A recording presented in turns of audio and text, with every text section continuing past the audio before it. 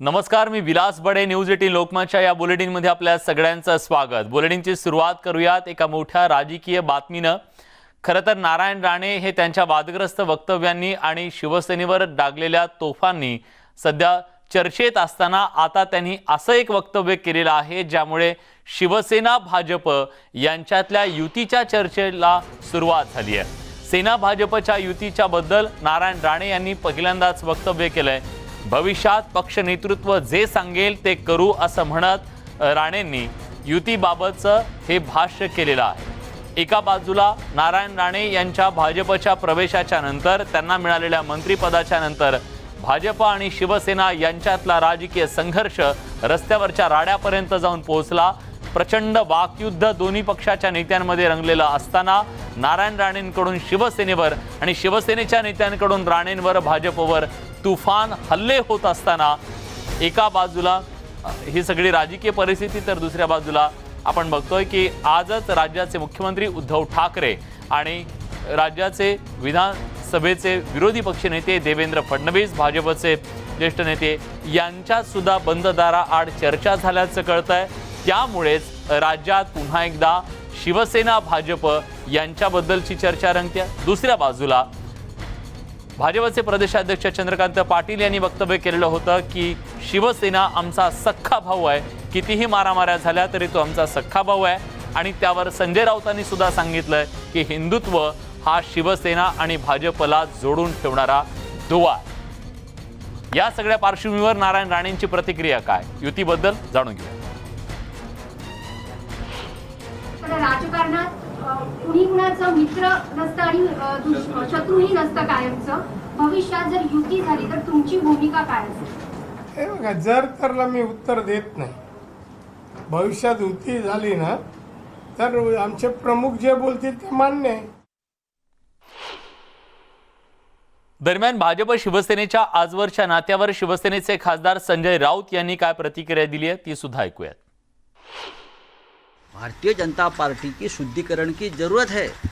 बहुत बड़ी पार्टी है, बहुत बड़ा बड़ा काम हिंदुत्व के लिए पार्टी ने किया है. हमने 25 साल उस पार्टी के साथ निकाले हैं. मुझे मालूम है बाला साहब ठाकरे जी और अटल जी के क्या रिश्ते थे, बाला साहब ठाकरे जी और अडवाणी जी के क्या रिश्ते थे, बाला साहब ठाकरे जी, उद्धव ठाकरे जी और मोदी जी के क्या रिश्ते थे और है, हमें मालूम है.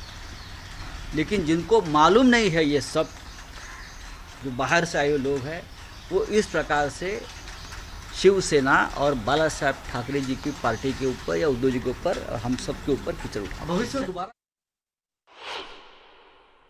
हमारे रिश्ते ना कभी खराब हुए थे ना कभी खराब होंगे. हम एक वैचारिक बंधन से हमेशा जुड़े रहे हैं और वो बंधन हिंदुत्व का है.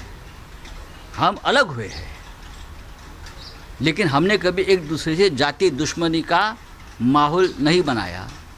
कभी भी हम एक दूसरे के कार्यालय के ऊपर पत्थरबाजी नहीं की थी. एक दूसरे के कार्यकर्ताओं के ऊपर हमला नहीं किया था हमने. लेकिन ये इसलिए हुआ है कि जो बाहर से आए हुए लोग हैं बीजेपी में, वो चाहते हैं कि इस प्रकार का संघर्ष चले और हमारे नेतृत्व को आगे जाने दीजिए. उससे सबसे बड़ा खतरा मैं आपको बताना चाहता हूँ, महाराष्ट्र के बीजेपी के जो वर्तमान नेता है उनको है. दरम्यान भाजपचे प्रदेशाध्यक्ष चंद्रकांत पाटील यांनी संजय राऊतांच्या शिवसेना भाजपच्या नात्यावरच्या प्रतिक्रियेला काय उत्तर दिलंय ते सुद्धा ऐकूया. शेवटी प्रत्येक जण आपापल्या पार्टीमध्ये जिथे कुठे असतो त्याच्या बॅकग्राऊंडमध्ये त्याची एक धाटणी तयार होते. त्या धाटणीप्रमाणे बोलतो. आता राणे साहेब हे मूळ तुमच्या धाटणीतले आहेत. ती धाटणी जी आहे जे तुम्ही आजही रोज बोलताच आहे, मारेन, तोडेन, पाय तोडेन, असंच चालू.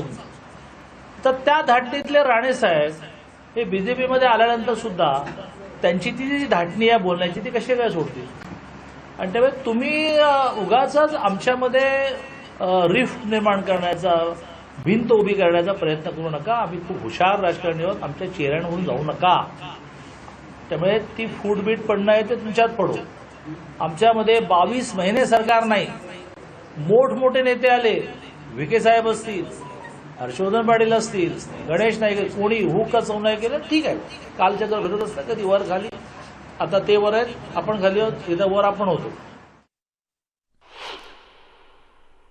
तेव्हा राज्यामध्ये शिवसेना भाजप यांच्यातला राजकीय संघर्ष शिगेला पोहोचलेला असताना पुन्हा एकदा शिवसेना भाजपच्या युती संदर्भातल्या चर्चांना सुद्धा उधाण आलंय. त्याला काही महत्त्वाची कारणं ठरली, वक्तव्य ठरली शिवसेना भाजपच्याच नेत्यांची.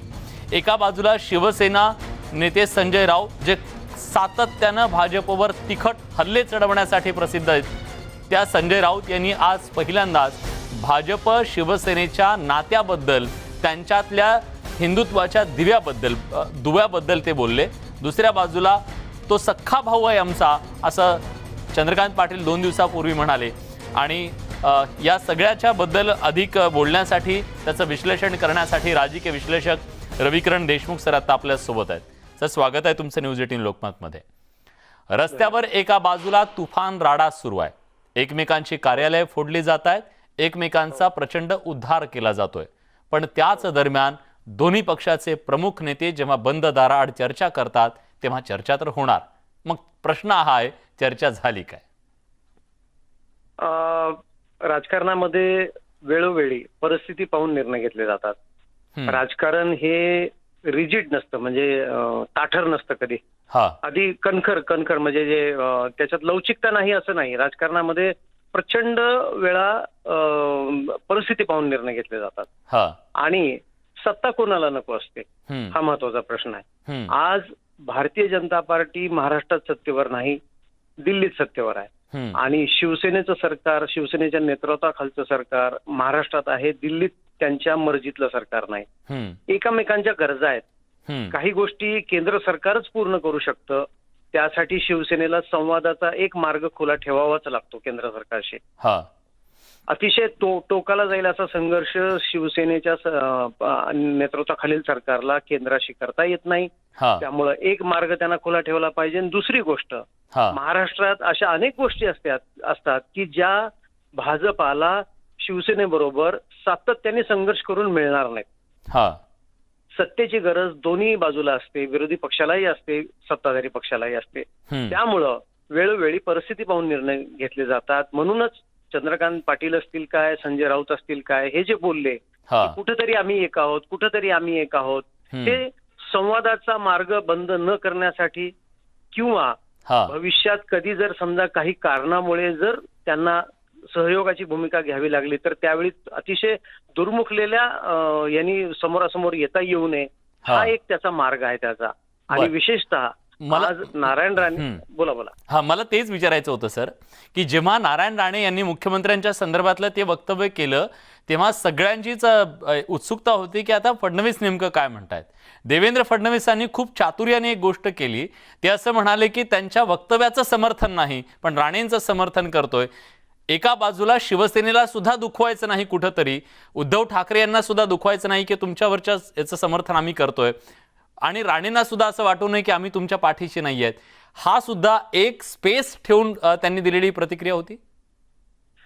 राजकारणामध्ये उपयुक्ततेचा सिद्धांत वापरला जातो. कोणाची किती उपयुक्तता आहे आणि त्या व्यक्ती किंवा त्या विचारांना किती वेळ वापरायचं. आज राणेंची गरज भारतीय जनता पार्टीला आहे, कारण राणे आहेत म्हणजे थोडंसं त्यांना शिवसेनेवर एक मानसिक दबाव ठेवायचा आहे, तो वापरायचा आहे. आणि शिवसेना आज किती म्हणत असली की आम्ही काही किंमत देत नाही किंवा आम्ही, त्यांना सुद्धा एक अनामिक असं हे असेल की राणे काय बोलतील, कारण राणे हे शिवसेनेमध्ये वर्षानुवर्ष कार्यरत राहिलेले नेते आहेत. त्यांना शिवसेनेची जेवढी माहिती आहे तेवढी आजच्या तरुण पिढीतल्या अनेक शिवसैनिकांना नाही, ही वस्तुस्थिती आहे.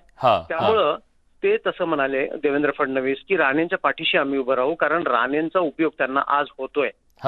दुसरी गोष्ट, देवेंद्र फडणवीस स्वतः मुख्यमंत्री होते, त्यामुळे मुख्यमंत्र्यांच्या थोबाडीत मारण्याच्या विधानाचं समर्थन त्यांनी जर केलं असतं तर त्यांची अडचण झाली असती, कारण ते स्वतः 5 वर्ष राज्याचे मुख्यमंत्री होते. मुख्यमंत्रीपदी असलेल्या व्यक्तीच्या जर कोणी थोबाडीत मारण्याचं जर वाक्य वापरत असेल तर तुम्ही समर्थन करणार का म्हटल्यावर अर्थातच त्यांना नाही म्हणावं लागलं असतं. ही त्यांची अडचण होती. त्यामुळे त्यांनी दोन्हींचा बॅलन्स साधला, वाक्य नाकारलं आणि राणेंना समर्थन दिलं. ही त्यांची आजची गरज आहे. अगदी नक्कीच सर, नक्कीच. धन्यवाद सर, न्यूज 18 लोकमतशी तुम्ही सविस्तरपणे बोललात त्याबद्दल.